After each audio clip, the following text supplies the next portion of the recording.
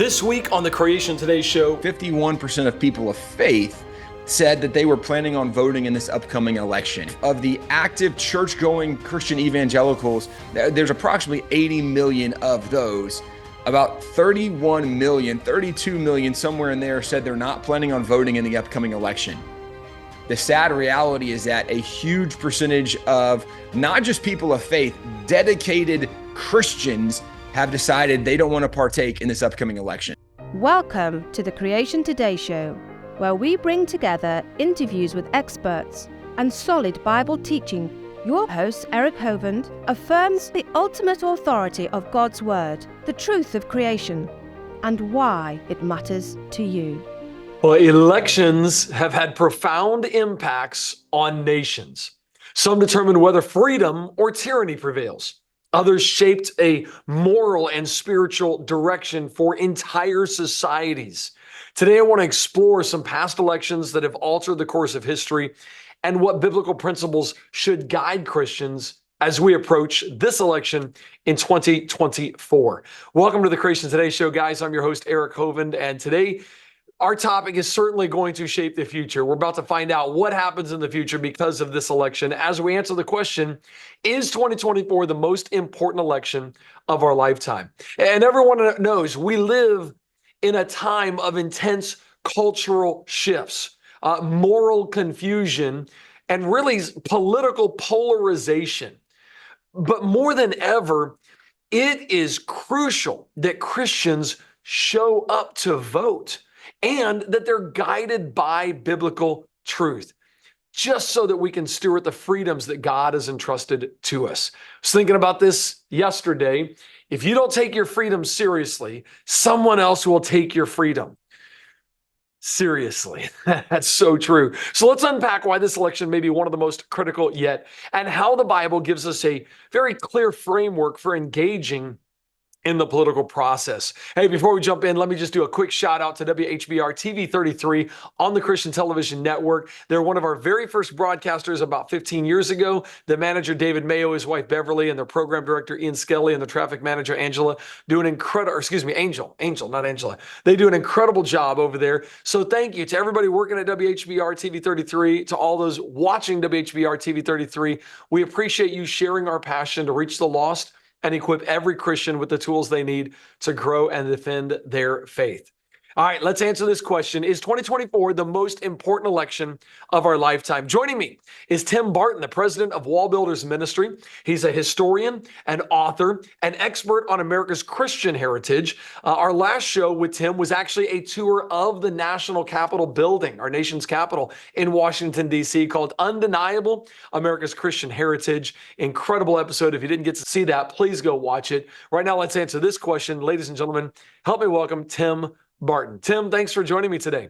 My pleasure. Great to be with you. I saw a survey you guys recently put out that is shocking me. Ladies, if you could throw the link to this survey in the chat. Tim, I want to jump right in here with what's going on today, and then maybe we can back up and look what's happened in the past. You got some survey results that are kind of terrifying as I went through the pages of this. Tell me what you guys have discovered by surveying Christians around America today. Yeah, we worked with George Barna, who most people that are familiar with polling maybe have heard the name George Barna. Barna Polling is considered the most cited pollster in American history, one of the best. And we actually had him do two surveys. One of them that we worked with First Liberty on, and then one that you're referencing on the Wallbuilders website. But I want to point the first one out first, because what he identified, it was big picture. It was for people of faith. So people that acknowledge they have faith, that faith matters, was important to them on some level.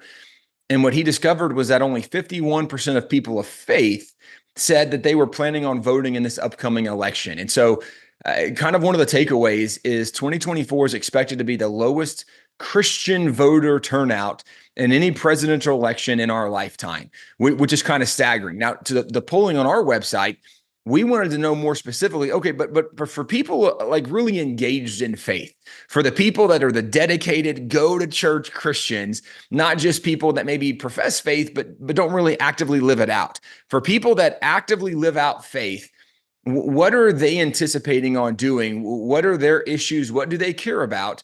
And what we discovered is that of the active church-going Christian evangelicals, there's approximately 80 million of those. About 31 million, 32 million, somewhere in there, said they're not planning on voting in the upcoming election. And if we look back, the last presidential election of 2020, where President Trump lost that election, if you look at the overall popular vote, it was by a couple million. But if you look at the states that were the swing states and he needed to pick up, he lost in those swing states by less than 50,000 votes to lose the presidency. And when you're talking about 31 to 32 million Christians that are not planning on voting this election, and arguably 30 to 40 million that didn't vote last election, that's enough not only for a president to win the popular vote, like running away, not even close. It also certainly would make a difference in those states where in some of these states, there were several million Christians in those states alone that did not show up to vote. And President Trump, just as an example, lost by a couple thousand or maybe a little over 10,000, depending on what state we're looking at. So this is where we identified Christians absolutely have the ability to be the choosers of where the nation is going to go, of who our next president is going to be, our presidential leader is going to be. And sadly, so many Christians have just decided that they don't want to have a voice in this election. And in the polling, there was a lot of breakdown of why people thought they weren't going to vote or shouldn't vote and why their vote didn't matter. And we can certainly get into all that. But big picture, the sad reality is that a huge percentage of not just people of faith, dedicated Christians have decided they don't want to partake in this upcoming election. Well, I want to get into the historical context of and answer the question, is this the most important election? But let's stay right there for just a second, because this is important. What are some of the reasons people are giving, and are they biblical? Answer that. I mean, you're a pastor, so answer that question. Are we actually doing what God wants? And I've watched different sects try to push this idea. Oh, if you're just pushing for Christian nationalism, or you really shouldn't. Your kingdom is not of this world, so don't take part in this. I should have brought this up. I saw a billboard on my way down to Orlando, and it was one of those cool billboards about God. It was really cool, and they have one on government.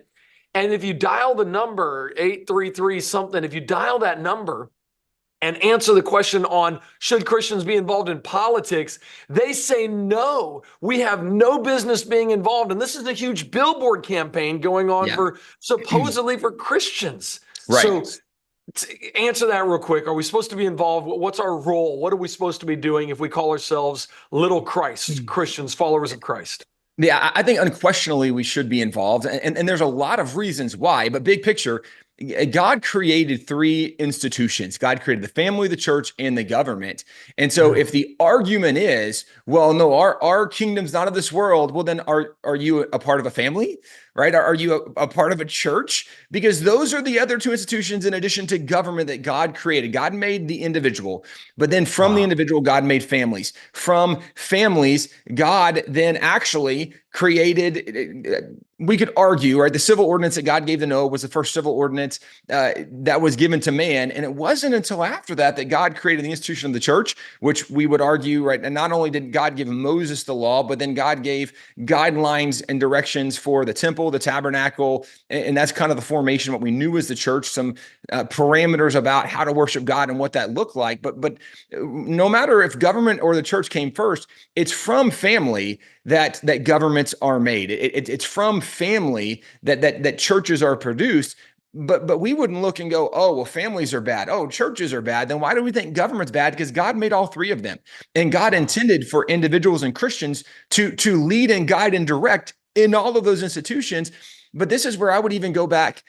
Just fundamentally, I think there's a lack of a biblical worldview when Christians think we should not be involved. And if people listening will stay with me for a second, because I know that this last Sunday, I was speaking in a church in multiple church services, and I had multiple people come up to me afterwards and say, hey, but because we know God is sovereign, because we know God's in control, then God's will is going to be done no matter what we do.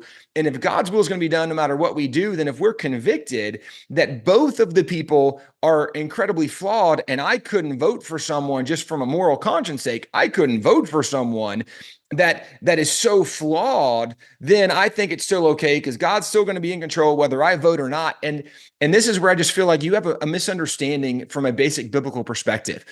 If you go back, and then this is obviously creation today, you guys do such a good job with creation foundation. Well, in Genesis 2, from the very beginning, 2:5, God says that he did not send rain because there was no man to till and to tend, to take care of the garden. So God hadn't sent rain. Well, then you get to Genesis 2:15, and God sent man, and God told him, you tend the garden. So very foundationally, God made man to take care of what God had created, right? We are here to take care of God's stuff. Foundationally, well, if you go even New Testament, like this is not a controversial thought from the Bible. It shouldn't be, because in the New Testament, Jesus even talks, teaching his disciples, teaching the followers, the crowds, that the kingdom of heaven is like this, that there was a master who was going to go on a journey, and he called all his servants to him. And this is in Matthew 25. It's in Luke 19. Matthew 25 is the parable of talents. Luke 19 is the parable of the minas. But in both of them, the master calls his servants. He gives them either talents or minas, and then he says, you are in charge until I come. Do business until I return, right? Till I come back, you're in charge. And then he goes on this journey.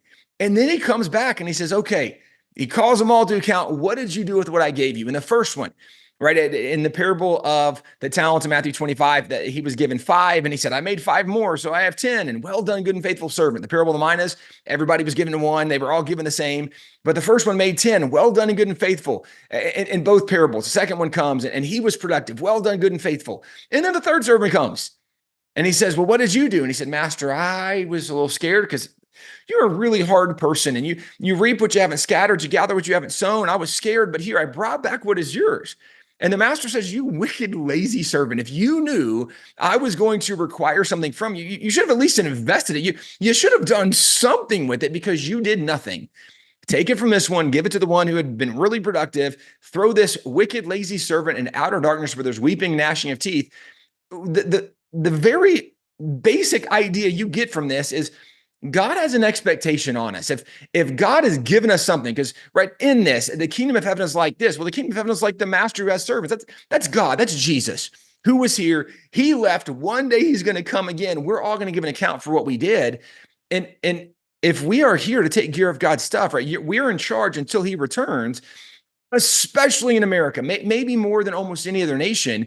This is true, that the way that we are engaged in the governmental arena is so significant, because America, the government here was set up unlike the government in so many other nations. In America, our Constitution starts off, we the people. It shows where the power lies. The power lies in we the people. It's not our elected officials. The elected officials are representatives of we the people, and they only serve based on our belief that they have the ability, capacity to do that well, because we can recall them at any point, right? We can, the next election, we can vote them out. They are our representatives. And now looking at government officials, we think of them, well, they're our government leaders. Well, they used to have a different title. They used to be called public servants, because they served us. Why? Because we were in charge. In America, we're in charge. So if we have ungodly policies, we can blame our elected officials, sure. But ultimately, who voted for those elected officials, or who didn't vote for those elected officials? And let me go even further, because if you look in Jeremiah 29, most Christians are familiar with verse 11, for I know the plans I have for you, declares the Lord, plans to prosper you, not to harm you, to give you hope in the future. Most of us have heard that verse. But if you back up, most Christians, if I said, hey, how does the chapter start? Like, what is the theme of the chapter? What is Jeremiah really saying? Most of us don't know what the chapter is. If you back up, Jeremiah says, I'm writing to all who are being carried away captive into exile, right? So people who don't even want to be there, your slaves being taken away. And he's writing to give them hope, to say, don't despair. He says, don't stop getting married. Don't stop having kids and raising families. Don't stop planting crops and vineyards. And then he says something so interesting in verse 7. He says, seek the peace and the prosperity of the land into which you've been carried exile. Pray to the Lord for it. For when it goes well with that land, it will go well with you. Now, these are people being taken to a place they don't even want to be. And he says, but while you're there, you should work to make the place where you are the best it can be. Like, seek the peace and prosperity. Pray to God for this very thing. And there's a very practical thought behind it, because if it goes well there, it goes well with you. But this is what's interesting. There's a call that we should work to make the place where we are better. In America, one of the ways we do that is through voting. And so as Christians, if we're going to say, well, I don't think we should vote, would you not want to make America better? Because part of how the nation functions is we choose leaders, and those leaders pass laws and legislation. It's policy. Policy is what determines if we have an open border or closed border. Policy is what determines if we're going to do some of these transgender mutilations operations, or even in some states where we've gone as far, we've seen politicians suggesting that if a parent will not support the transition of their minor child, the government can come and take the children away from those parents. That is one of the most evil, appalling things I can imagine. Well, it's policy that determines that. So our vote determines the people that will choose the policies that either will promote righteousness, that will restrain evil, or that will promote evil and restrain righteousness. Our vote is what determines that. And this is not to suggest that God's not sovereign and in control, but there's a disconnect between recognizing the nation that we live in, how it operates and functions, and even the basic call that we have as people from Genesis to the Gospels. It's so clear that God has given us a stewardship of this earth, of this planet, and even of our nation, of our government. And I think it's very derelict for Christians to suggest that we shouldn't be involved in the process. I think it's a fundamental misunderstanding from a biblical worldview. And I would want to be careful how this was taken, but I think there's some spiritual deception involved. That, like, what would the devil want to do? The devil would want to say, Christians, no, you shouldn't be involved. That's the devil's strategy. That's not God's strategy. And when you take that back to, we wrestle not against flesh and blood, we wrestle against principalities and powers and rulers of darkness in high places. It's like, yes, this is a spiritual battle, and you would expect Satan to do something just like that. And we've watched many in the church be deceived. So, man, Tim, that's powerful. Hey, if you're watching, you are the king. The word citizen means co-ruler. You're the king. The word vote means to make a decision. You as the king need to make a decision. That's your job. I appreciate you saying derelict of duty. That's exactly what we'd be if we don't vote. I want to answer this. Is this the most important election of our lifetime? So I don't know how much history and how many elections you've studied. I know you studied a lot of history and a lot of the Constitution. Can you take us to some important elections and then contrast those to where we're at today? Is that something you can do for us? Absolutely. Yeah. I think there's a lot of important moments in American history. There's a lot of times that the leaders we chose made all of the difference. And there were times the leaders we chose led to some really bad moments in American history. There's no doubt that in American history, we had leaders that promoted some great evil, that promoted some very sinful things. And then we had some remarkable leaders that God used in incredible ways. But I want to start maybe with, is this the most important election of our lifetime? And I think it is. Obviously, every election is important. Obviously, that makes a difference. But why would I say this is the most important one of our lifetime? Because if you back up, whether you're talking about a George Bush versus a Bill Clinton, whether you're talking about, and I mean, right, we can kind of go historically, however far back we want to go, or however close we want to go. What's interesting, I mean, even back to FDR, one of the early, really big, progressive, big government guys. He's the guy that's the president during World War II. And really, it was his New Deal, the expansion of so much of the government and the welfare state, and so many things that have been detrimental in a lot of ways to the operation of the federal government, to the expansion, the bloating of government. But why even guys like him were different, where Harry Truman was different, and Harry Truman, FDR were Democrats, and Dwight Eisenhower was Republican. But all of them, regardless if you were Democrat or Republican, all of them believed in the Constitution. All of them believed in the foundation laid out by the Declaration, where the founding fathers in the second paragraph said, we hold these truths to be self-evident, that all men are created equal. They're endowed by their creator with certain inalienable rights. And among these are life, liberty, the pursuit of happiness, that to secure these rights, governments are instituted among men, deriving their just power from the consent of the governed. Everybody historically used to believe that not only was there a God, that that the rights we had came from God, and that government's primary role was to protect the rights of their citizens. The reason this election is so fundamentally different is you have an election between, first of all, Vice President Kamala Harris. Before she was vice president, she was a U.S. senator.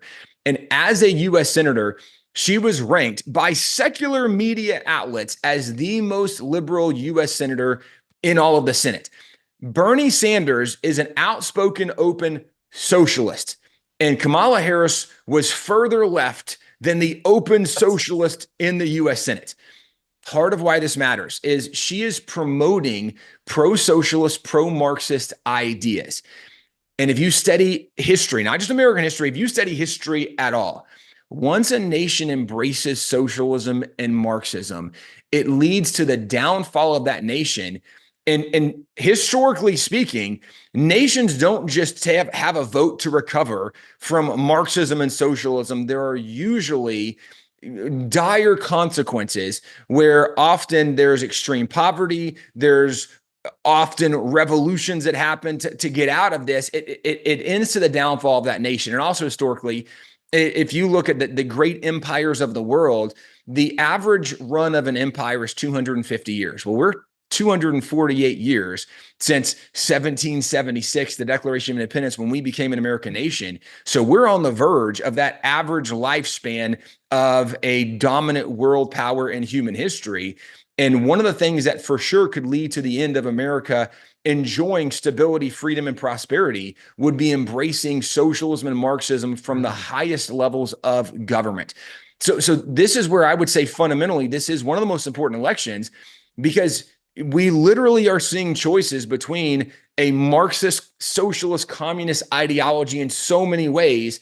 And then President Trump, Kamala Harris, both of them I can openly acknowledge, very flawed candidates, but also worth noting that just like a week ago, Kamala Harris in an interview said there should be no exceptions for the funding, taxpayer funding of abortion. So if you are a Christian, if you have a Christian business, there should be no exemptions for a Christian business to not use their dollars, even as an individual, our personal tax dollars to fund abortion with no limitations and no exceptions. So through the third trimester, where Governor Tim Walz, who is the vice presidential candidate on the Democrat ticket, we know that in Minnesota, they have actually passed laws saying that if you try to have an abortion and during the abortion that baby is born, that there is no medical encouragement or requirement to save that baby once it is born, that you can leave that baby alone until it dies. Now, that is despicable. I mean, utterly. This is like one of the most evil things ever. And for people that think like, well, I think you're being extreme. Wait a second. Go back to the Democrat National Convention, where they literally were bringing in abortion vehicles, encouraging women, come have your abortion right outside our convention, during the convention, where they're encouraging women, shout out your abortion. I mean, this is like one of their biggest priorities, the transition of minors and those surgeries for minors, abortions, up to, with no limitations, up through the third trimester. And arguably, like, even if that baby is born, then that baby still can die. There's no requirement, medically speaking, according to their position, for a doctor to try to save that. Like, these appalling examples. So even though we can look and go, you know what, I think President Trump has a lot of issues, maybe not the most morally upright guy, you could make that argument. But even there, this is where we would distinguish. There's a difference between personality and policy. And you might dislike his personality, but the policy still, there is a sharp contrast between the extremism of their personalities. And I'm saying this to give some thought that this is one of the most significant elections, because if America goes the way, not just of child sacrifice, not just of the mutilization of minors, if we go pro-socialism, pro-Marxism, historically speaking, when nations go that route, they don't recover, they don't enjoy the same level of economic stability, of freedom, where Kamala Harris has also said that if she becomes president, that they would need to do something to try to censor what was formerly known as Twitter, X, because Elon Musk is allowing free speech. And that's so dangerous because people are promoting, right, these false narratives and it's misinformation. And so we would need to censor. But this is what communists and socialists and Marxists do. They remove free speech. You have to only support their agenda. This is why this election is so vitally important, because, again, literally freedom versus socialism, Marxism, communism is to some extent on the ballot. And you can back up before where you have an FDR, a Harry Truman, noted, outspoken Democrats. They still believed in God-given rights. They still believed the government's primary role was to protect the citizens and protect those rights. They still believed in the Constitution. And to some extent, FDR, not as much as Harry Truman, but to some extent, the limitation of powers in the federal government because of the Constitution. I don't see that same restraint in the current Democratic ticket from the Harris-Walz ticket. And even though, again, like you can argue both candidates so flawed, the policy positions are so incredibly different. And it's also worth noting that as a president, you have between 9,000 and 10,000 Schedule C appointments where you choose and appoint team that will carry out what your kind of position is. And we actually can compare the track record of both of these candidates, President Trump and even Vice President Kamala Harris, where we can look at what President Trump did while he was there. And even like taking the life issue, President Trump, although personally not the most pro-life candidate, he appointed some of the most pro-life judges we've had in American history, so much so that the U.S. Supreme Court overturned Roe versus Wade, one of the most significant pro-life victories in any of our lifetimes that we've ever seen. I mean, some of us couldn't even imagine this might have happened, versus the policy positions that you can imagine if Kamala Harris is choosing 9,000 team members to carry out her desires, her will, and President Trump is, that makes a very big difference. So even though you might look at, for example, like a sports team, there might be a football team and you go, you know what? I don't really like the quarterback on this team, but the rest of the team is amazing, versus I like this quarterback better, but their team is terrible. Right. I mean, the quarterback is a very important member of the team, but if they have a really good team or a really bad team, it might make a difference for the success of that team in spite of the quarterback, who the rest of that team is. And so this is part of where this election really is vitally important and arguably one of the most important elections in our lifetime. And I can take time and go back and look at other elections if you want some compare and contrast. But I want to throw it back to you because I did rail on for quite a while there. No, this sets the stage for why this is most important. And during our social media time, I'm glad we hit that. So is this, in your opinion, is this the most extreme election with what Trump is proposing versus what Kamala Harris is proposing, as far as it really is Marxism and socialism versus the Constitution rules? You see it as that's you are literally choosing in this election which one will win. Yes. One supports the First Amendment, one does not, right? Because the First Amendment is freedom of speech. It's freedom of religion. One says, no religious exemptions for abortion. And no, there shouldn't be freedom of speech. We should be able to stop people's social media posts for misinformation or disinformation, etc. So yes, literally, First Amendment, Second Amendment, one's in favor, one's not. I mean, we can go down the list. Literally, one supports the Constitution, one supports the Declaration, and one does not fully support the Constitution or the Declaration. And lest people think like you're being extreme, I would encourage you, go back. All of these are available interviews. Go listen to what the candidates say and then check their track record. See what they support from their own votes, from their own legislation. This is one of the greatest contrasts we've seen in American history. Wow. I want to ask after the break here, I want to ask Kamala Harris. I follow her on Twitter, so I follow Vice President Harris. She's constantly saying Trump is going to get rid of the Constitution. Trump is going to use the Department of Justice and make it a military operation against his political opponents. She's making all these claims. I want to ask you about some of those claims, if those are true or not. And then, what conspiracy theories do you believe in at this point when it comes to voting? So let me ask you that after the break. Hey, social media, I got to let you guys go. Thanks for joining in for this first part. I want you to know this is critical. This is so important.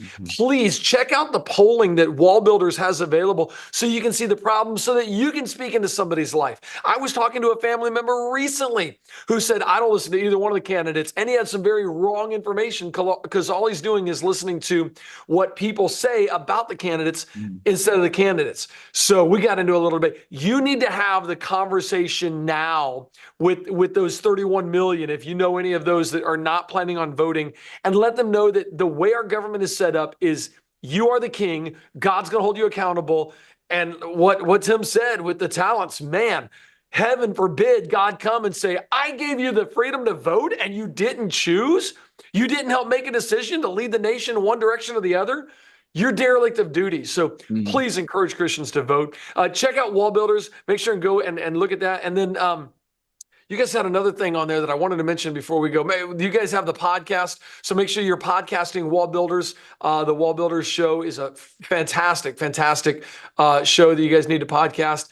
And then there was one other thing on your website I wanted them to point out. Well, wallbuilders.com. Just make sure you go there. Everything is right there. Really, really important to get connected with them, get their information, get on their mailing list, and really make it happen.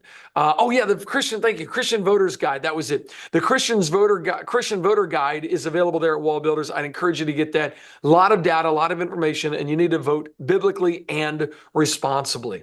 Hey, if you want to join the rest of this conversation, please come over to creationtoday.org. You just partner with us to reach the world with the gospel, and you get to enjoy every conversation we have, full conversation. Would love to have you join us in reaching the world. Until then, can't wait to see you next week. By the way, what is next week? Next week I am having a conversation about Dr. Hugh Ross. Many Christians today follow his teachings. He's somebody who's merged old earth ideas with the Bible. And I want to look at the good because he does some things that are very good. I want to look at the bad that he doesn't do well. And then I want to look at the totally unbiblical and talk about what he's doing. We're doing that with Dr. Terry Mortensen, who just debated him a couple of weeks ago. Look forward to seeing you guys for that conversation next week. Until then, come on over to creationtoday.org and go share the gospel with somebody who needs to hear it. All right, Tim, I am curious. Is Kamala just putting things out on Twitter that are she knows she's lying. She's just saying what she has to say.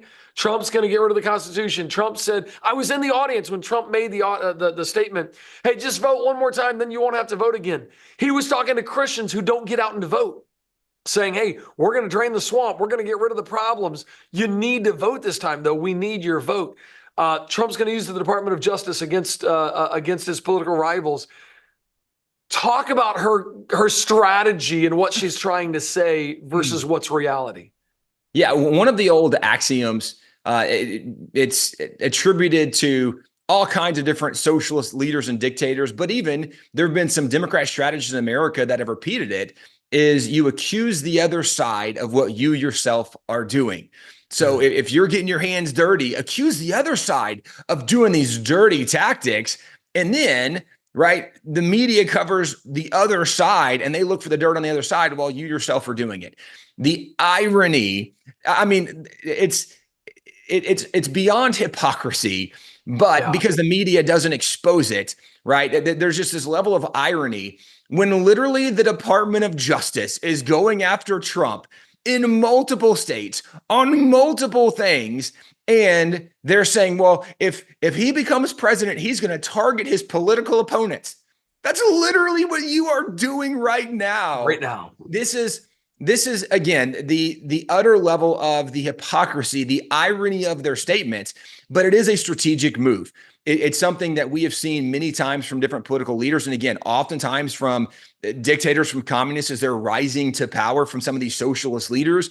They will accuse the other side of being bad. And therefore, it kind of excuses them to go after them. So one of the things we've heard a lot over the last couple of weeks, a lot of news outlets, I mean, it was on CNN a lot, and MSNBC, and these different pundits and these different commentators that are on there, even like on The View, they're saying, well, Trump is Hitler. You're hearing the word Hitler a lot. Well, why would they justify that? Because if you're going to use your Department of Justice to target your political opponents, that's what fascists do. That's what communists, that's what Hitler did. And so in their mind, they're rationalizing and justifying why they can accuse him of being Hitler. The problem is he hasn't done any of that. He was there for 4 years and never did this. And you're doing that very thing right now. Yes. But this is why they're rationalizing calling him Hitler. Of course, he's not. He's the one that supports the freedom of speech. He's the one that supports the Second Amendment. You know what Hitler didn't support? The freedom of speech, the freedom of religion, or the notion of the Second Amendment, the right of the people to keep and bear arms. He didn't support any of those. Democrats are the ones calling for gun restrictions and gun confiscations. Democrats are the ones saying that there shouldn't be religious exemptions on some of these ideas, whether it be the gender transition and mutilation of minors or the abortion mill industry. The Democrats are the ones calling for this, but strategically, because they know so much of the news media is going to echo and repeat these things, then they position it in such a way to make him seem like this really big, bad, scary man. And it's to overlook the fact that both of these people have a track record, right? I mean, Kamala Harris was in government in California for a lot of years. She was a U.S. senator for several years. She's been a vice president. And she actually has said that there was no major decision that Joe Biden made that she wasn't a part of. And when she was asked, would you do anything differently? No, I support all of this. Okay. So then you support the Department of Justice targeting your political opponent, Donald Trump, right? You support that. You support an open border where we're not stopping and limiting these murderers and rapists that are coming across, these gang members coming across the southern border, that then in many of these states where they're being arrested, they're being released because ICE is told we're not going to stop them. We're not going to deport them. You support those things. Again, this is the level of the irony from the hypocrisy that you're accusing the other side of what you yourself are doing. And because of the failure of the modern American education system, the modern American education system was built literally, if you can go back to the earlier 1900s, where part of the goal, you can go to the Rockefeller Educational Foundation. Rockefeller, this incredibly wealthy man, early 1900s in America. And he started the Educational Foundation. Now, arguably, maybe it's a way for him to, hide some of his money, but he starts a foundation. He puts a couple $1 million into it the first year. I think it was 1903. I think by 1907, he'd put over $40 million into it. And that was back in like the 1907 dollar money. Wow. So you're talking hundreds of millions, billions of dollars he puts into this. And his goal was to transform education.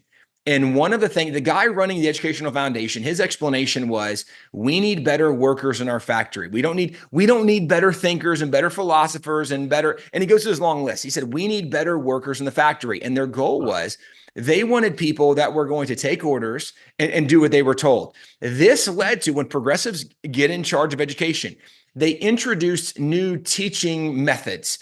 And in their new teaching methods, they introduced things like multiple choice,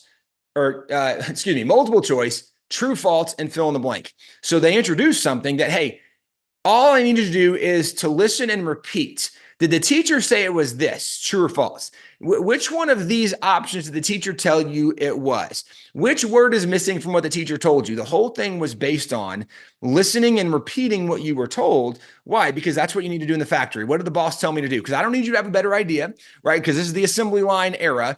I need you to come into the factory, listen and repeat what you are told. Well, this is what we've been doing in academia now for 50, 60, 70, 80 years. And we've produced some of the most gullible society that we've ever seen in American or world history, that instead of looking and saying, hey, both these guys have track records, right? Kamala Harris has a track record. Trump has a track record. Instead of looking and say, well, what is Trump's track record? When he was there, was he Hitler? Did he take away our freedoms? Was the economy worse? Was there more instability in the world, or did we have more stability? Was there the Abraham Accords, where there's never been peace in the Middle East like there was when President Trump was there?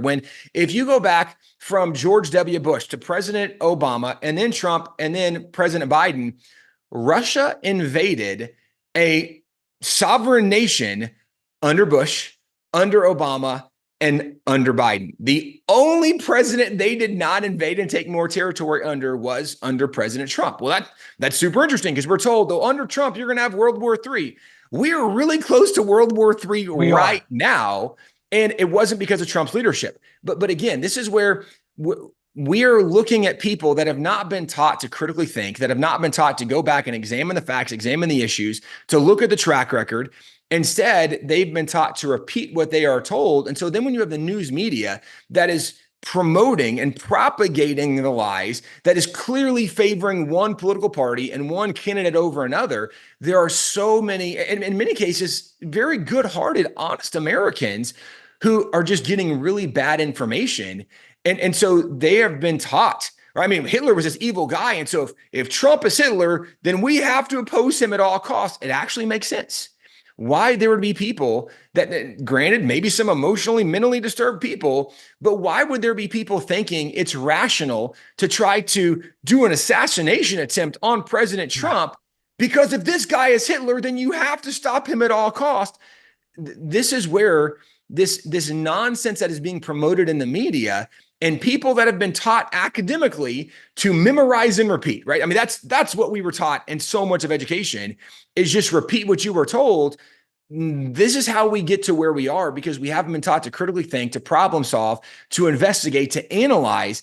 And if we were, we would realize how ridiculous some of these claims are, how ridiculous some of these positions are, and go, wait a second, groceries were cheaper under President Trump. Gas was cheaper under President, like the border was more secure under President Trump.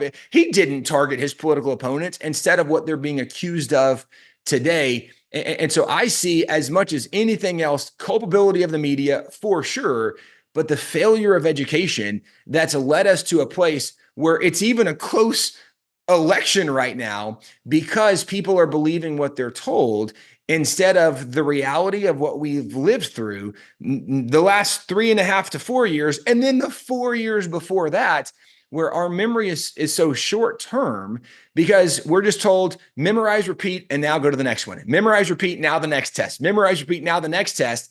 We don't log these things away. We don't have these deeper cores that we're working with. And so I would also point out there's such a failure of academia that leads us to where we are, but it's also why Christians have to pay attention, get engaged in the process, and even encourage and talk to our friends. What we saw in our polling, which we talked about earlier in the hour, is if of the Christians who said they're not expecting to vote in the upcoming election, 17% said, well, if my pastor encouraged us to vote, I probably would go vote if my pastor said I should. 14% said, well, if I had a friend encourage me to vote and say like, hey, this is important, I should do it, I probably would do it if I had a friend encourage me. And so just from those two things, very significant numbers. Well, then another 14% said, well, if I actually had a voter's guide that could explain to me where people stood on the issues, like what were their policies, what do they support, what do they not support? And as you mentioned, we have links to all kinds of Christian voter guides on our website. You can go to christianvoterguide.com and you actually can click on your state and find out in your state, what are the voter guides for my state? So not just for the president, but also for a governor, for a senator, for a congressman. There's voters guides that explain to you where they stand on the issues. And an additional 14% of Christians said, if I had a voter guide, I'd be much more likely to vote. Well, that's 45% of the Christians who say they're not expecting to vote, who would vote if their pastor or a friend or a voter guide were given to them, or if they were encouraged to do so. So this is where, again, I would encourage Christians. We can have a huge impact by asking your pastor, would you just encourage Christians to be salt and light, to engage in the process, to help bring some righteousness and godliness to our nation, to help choose candidates that would restrain evil, that would encourage and promote righteousness. That if we would encourage, like, hey, who's on like my favorites list on my text, right? Let me text them, hey, make sure you vote, right? Election day next Tuesday. If we would encourage, or if we even would maybe share christianvoterguide.com, or there's other Christian voter guides out there too. If we would share that with our friends, or even help our friends know it's there, we could make a major difference in the outcome of this election if we would engage, not just by us voting, but even by encouraging and challenging, whether it's our pastor, our friends, or by sharing the link or printing out Christian voter guides for our friends. It could make a major difference. So you could literally send out a text to your friends that just copy and paste to all your friends one at a time. Hey, I believe this is the most important election of our lifetime. Here's the voter guide I'm using. I wanted to share this with you. Please make sure and vote this year. That's all you'd have to, even just taking a few minutes and sending out a text like that would make a huge difference. It'd make an absolute huge difference. So what are you waiting on? Let's get out there and let's vote. Tell me about, I want to ask I guess that's one of the practical steps. I want to ask what other practical steps, and I also want to go through what you guys went through. What are some of the top issues that are supposedly important to Christians today based on your polling? I'd like to know kind of a feel of that landscape, if you can go over that. And then maybe after that, some more practical stuff. What can we do? Yeah, and I think there's overlap in this, because once we identify what the top issues are, some of the practical steps can be engaging in conversation. Of course, I mean, there's other things we can do as we recognize some of the failure of the education system. We need good people on school boards. We look at our local governments, and if people don't understand that we live in a fallen, sinful, broken world, and therefore there is corruption all around us, I mean, I don't know what else I can tell you. It's like, open your eyes and look around, because it's prevalent right now. But that's also real when it comes to city councils and local government and local judges. I mean, we can kind of go down the list. There's ways we can get involved. And sometimes we actually can be the one, if we're looking going, man, there are no good candidates on our school board, whether it's 5 people or 7 people or 9, whatever it is. And you're looking going, you know what? None of those people but believe in God or believe in God-given rights. And none of those people have this biblical foundation that will want to protect kids and their innocence, or maybe promote some of the biblical values. I want to do things. For most local school board races, you're talking about sometimes less than 100 votes in local school board races, sometimes only a couple hundred votes in school board races, which means if you can just rally the people from your church or maybe a couple local churches, you could win some of these school board seats. So there's a lot of practical things to do to get involved. But from our polling, a couple of things that become very, very obvious. First of all, is that most Christians don't have a biblical worldview, which, of course, one of the things you guys work on, we work on, trying to help encourage and teach Christians from the Bible to have a biblical worldview. What does the Bible say about these issues, about these topics? As Christians, we want to always stand on what the Bible says. So what does the Bible say? And unfortunately, most Christians don't have a biblical worldview. 68% of the Christians who say they're not going to vote said they're not going to vote because they don't want to get engaged in politics and government. And again, this is where I think there's just this major biblical disconnect, because I understand that you say, hey, I don't want to get engaged because maybe we feel like it's dirty or it's messy, which I would say, first of all, the reason it's so dirty and messy is because more Christians haven't been involved in the process, right? Like that's the starting place. If you're looking at something going, man, it's so dark, it's so broken, that's a reflection of a lack of salt and light.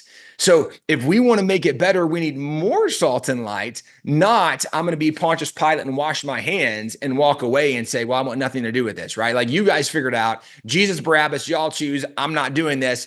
Okay, that's a dereliction of duty, because we can have a voice and make a difference in this process.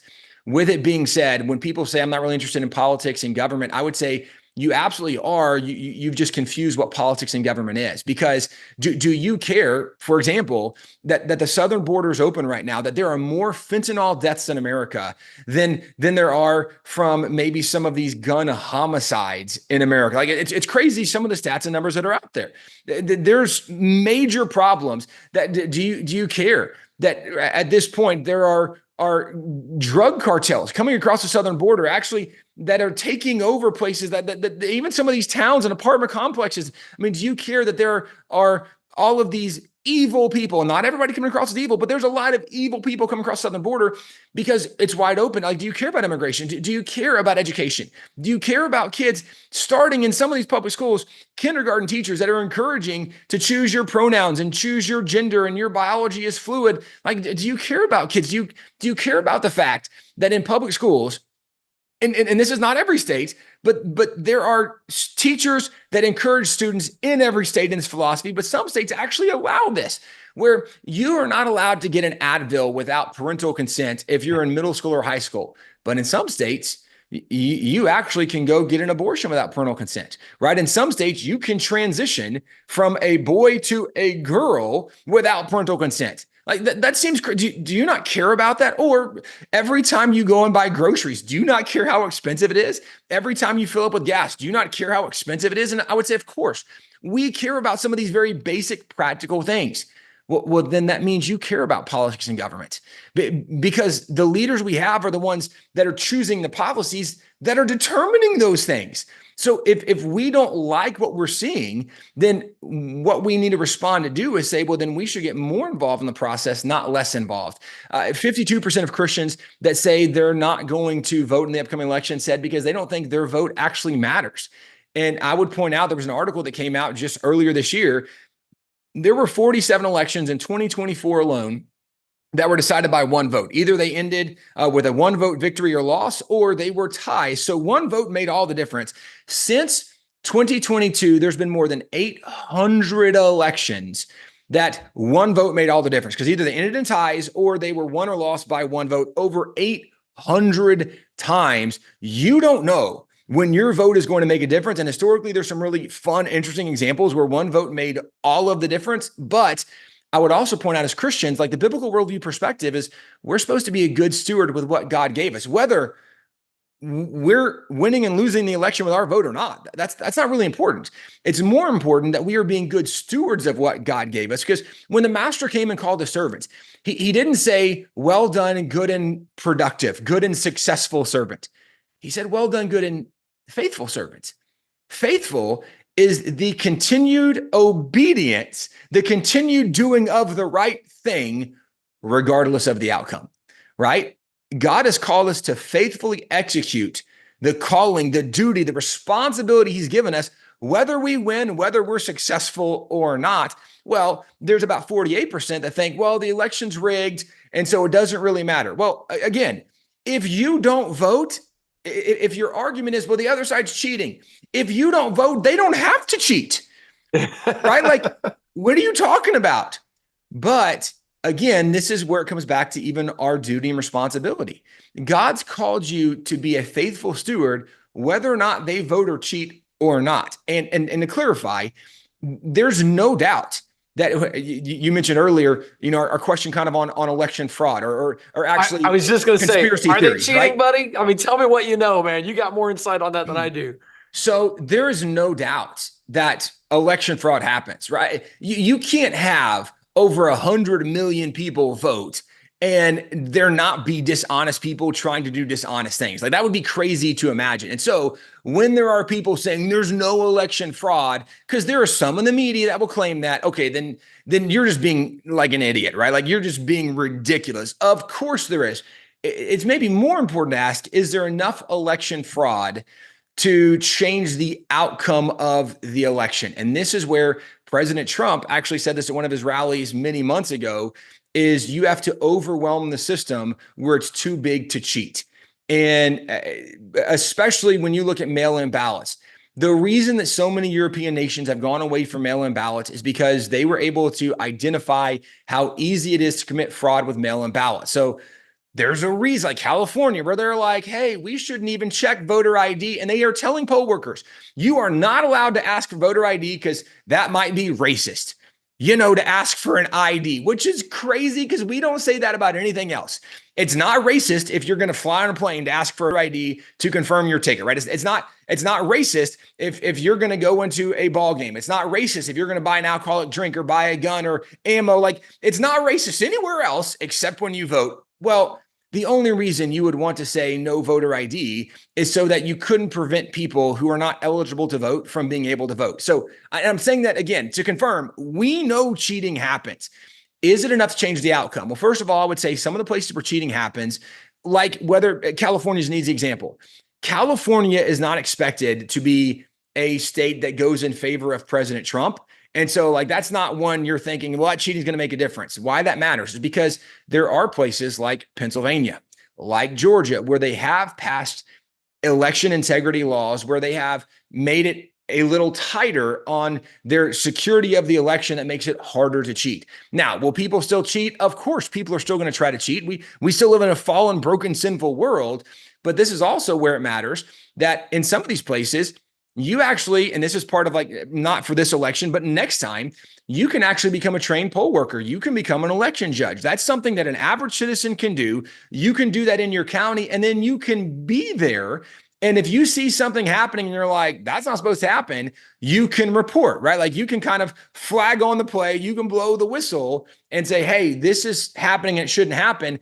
And you can help prevent that. If you go back to 2021, when Governor Youngkin won the governorship of Virginia, there was an incredible increase of Christian voter turnout. In fact, they had over 77,000 first-time registered Christian voters.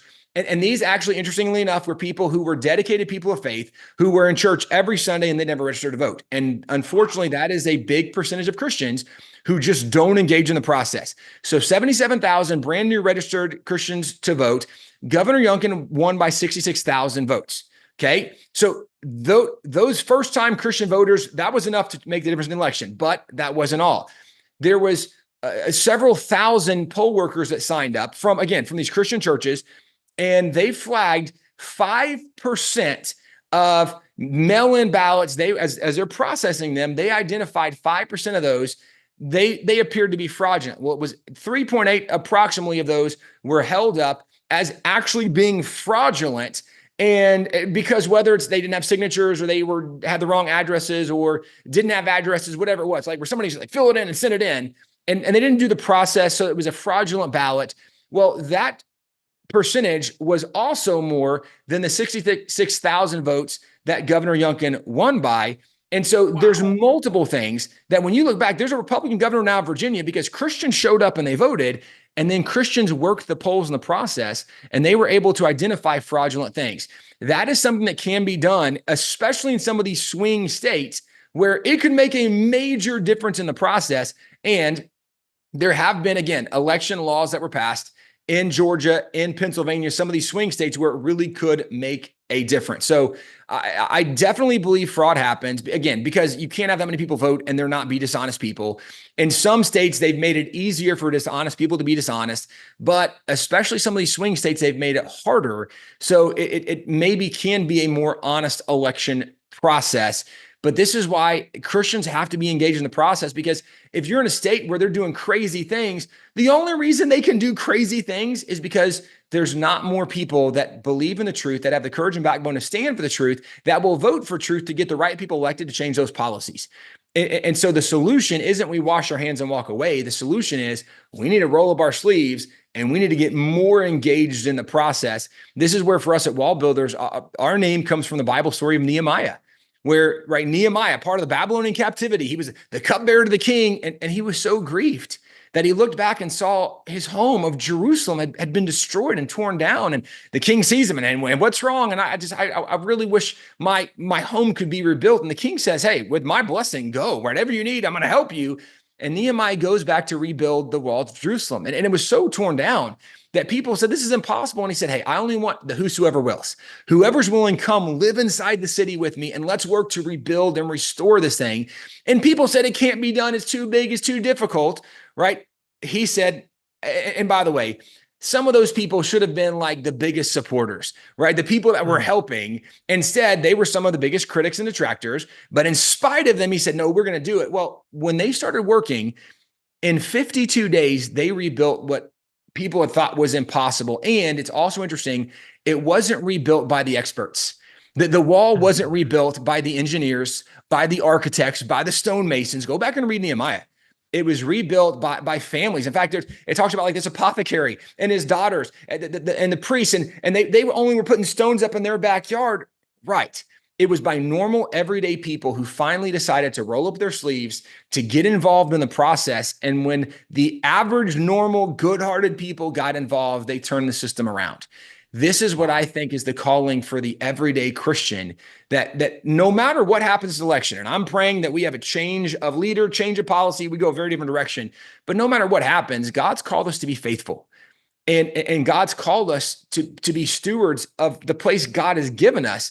And so as long as we're here, we need to be rolling up our sleeves saying, how can we get involved? How can we make a difference? And part of that is helping train our friends to have a better biblical worldview so that we think better about the issues. Obviously, that we know God. Jesus said, go make disciples of all nations. We need to help disciple our friends into having a biblical worldview. But then part of that biblical worldview is Christians should be involved in family and church and in government. And so we need to see, where can we help? How can I serve my church? How can I serve my family? how can I serve in local government? How can I make a difference? And if Christians do this, then regardless of what happens this election, there is always hope for the future because we know who's on the throne. But when Christians get involved, when people said, no, it's impossible to rebuild this thing, Nehemiah said, I'm committed. I'm doing it. And in 52 days, in record miracle time, they did it because people were willing. They got involved. They rolled up their sleeves. They did the work and they rebuilt that wall. That would be my challenge and encouragement to Christians today. Gary wants to know the change in teaching method that Rockefeller started. Is that the reason most journalists are so liberal? Because we've created this chain that's directed to that, and even the what is it on Twitter? I'm seeing that chart on Twitter a lot of the so-called experts, and they go down the list of all they're mainly liberals, Democrats that are the experts. Therefore, they can say experts say this, and there's a whole list of them. Yeah, well, part of it is in universities today, there are several degree programs that 99% of the professors are going to be liberal. And what they're teaching now, even in these, whatever universities we're going to talk about, because really I think they're all doing the same thing. But in these journalism schools, they don't teach investigative journalism very much anymore. They teach much more gotcha journalism and propaganda journalism, where, hey, we need to make sure that we're promoting the right ideas. And so when you tell the story, make sure you're doing it to promote, to activate, to engage people for this side. So it's activism writing. It's not investigative journalism, because if it's investigative journalism, we would be asking much more honest questions of people like, well, how did Nancy Pelosi, right, with her salary, which is not a bad salary as an elected official, but she's been in government for 40 or 50 years. Like, how did she make so much money? How did Hillary and Bill Clinton, right, who were in politics their entire life, and then they have a nonprofit, how are they worth hundreds of millions of dollars?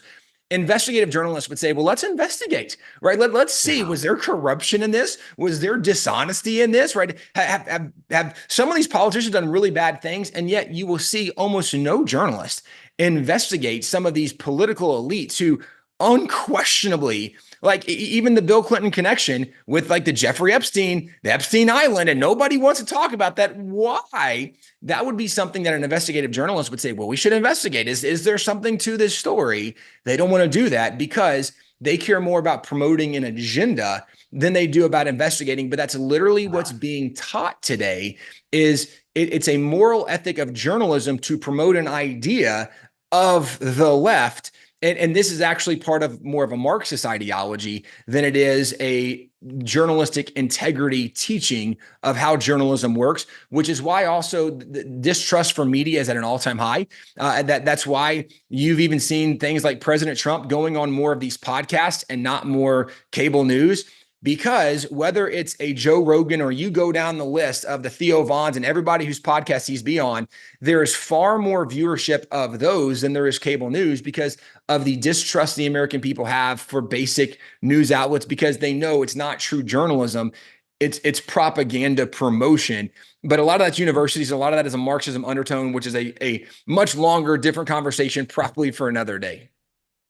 I tell you, I love X now. Once Elon took it over, and I was off of it for a while, and X has become the number one platform in the world for journalism, because you'll hear about things on X days before it ever even hits the main, like the news cycle. I'm hearing about it right here. The important stuff, people are voting it up, and citizen journalism really is doing incredible things. Guys, get out there and support Wall Builders. They have honestly, what you guys have done over these last several months to encourage pastors with pastors conferences and everything you normally do, on top of, we got a really important election coming, being super busy, traveling more, doing more. Guys, they are incredible at what they do. They're effective at what they do. They're knowledgeable in what they do. Please make sure and go to wallbuilders.com/donate and be part of their organization on a monthly basis. I've loved them for years and years and years. And what David and Tim do is just absolutely essential for our country and for the church, because they're educating both. So please do that. One more question from Jordan. Is there a problem with mail-in ballots? Should we not do that? Is that okay? Any thoughts on that? Best way to vote? Yeah, so I would say voting in person is always far better.